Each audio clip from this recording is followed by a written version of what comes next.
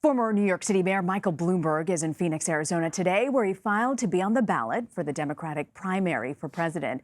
The billionaire isn't focusing on early states, instead concentrating on Super Tuesday states. He reserved $500,000 in TV ads in Phoenix and Tucson, but his wealth has made him a target in this primary, and there are questions about whether his Democratic voters will actually support a New York billionaire who was once registered as a Republican. For more insight into Bloomberg, I'm joined by Eleanor Randolph. She wrote the book, The Many Lives of Michael Bloomberg, and we should note the book is published by Simon & Schuster, which is a division of CBS. Eleanor, thank you so much for joining us. Thank you for having me. You bet. Well, you know, in your book, you write that about Michael Bloomberg's run for mayor. You say that his run was looked by many as a vanity project, another, I'm quoting here, rich man's expensive hobby. Were those experts wrong? Yes, they were. You know, I mean, obviously, we all thought in political, I was writing editorials for the Times at that time, and we all thought, you know, this guy's trying to buy the election. He's trying to buy City Hall.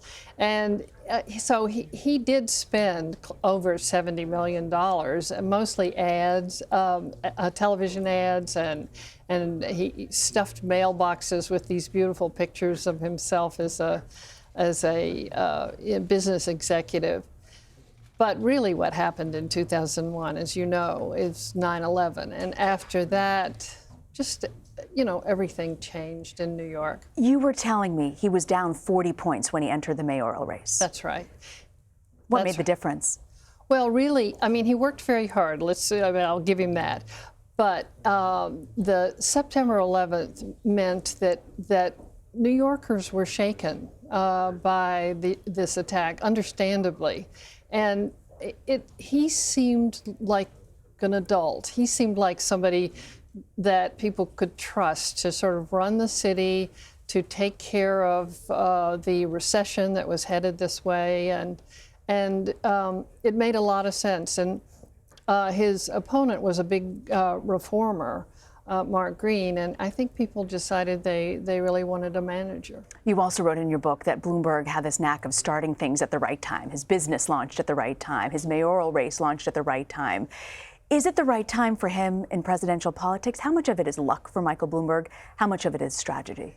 You know, I don't know, but he is a very lucky guy. One of his aides told me one time that they went to this horse track, and he bet on a nag in the back. The nag came in, and he stuffed his pockets with money, obviously money he didn't need. I mean, he's just a lucky guy. So, you know, even though this is a huge hill for him to climb, I'm reluctant to write him off. Interesting to hear you say that. When you look at sort of his management style and how he's evolved his business and how he ran his mayoral campaign and his time as mayor, is there anything that you can extract about how he might be as a president?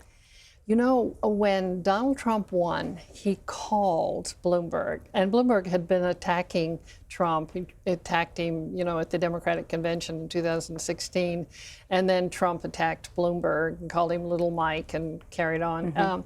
But Trump asked him, this is Bloomberg's version, Trump asked him about, you know, what he should do, you know, how should he, and Bloomberg said that his best advice was he told Trump to hire people who are smarter than you are and listen to them. And when I covered Bloomberg, when he first went to City Hall, the first 100 days, all they talked about was hiring, who they were going to hire, who they could, the best people who would work for him. I don't think he told them they were supposed to work for him 24/7, but, you know, that was what he did. He concentrated on the people he would hire. What's Michael Bloomberg's biggest liability?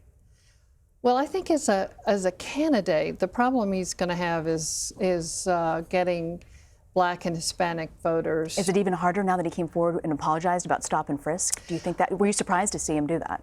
I had thought he needed to for years and years, but you know,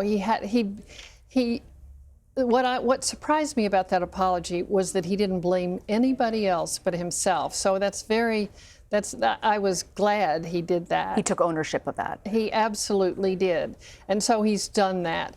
but he's still going to have to convince Black and Hispanic voters that he would care about them and make sure that they could not only survive but prevail in this new world. As of right now, Bloomberg is refusing to accept any donations. That means he won't qualify. We know why he doesn't need the money, but it actually puts him at a disadvantage because he won't be able to qualify for these debates. I don't think that's a disadvantage.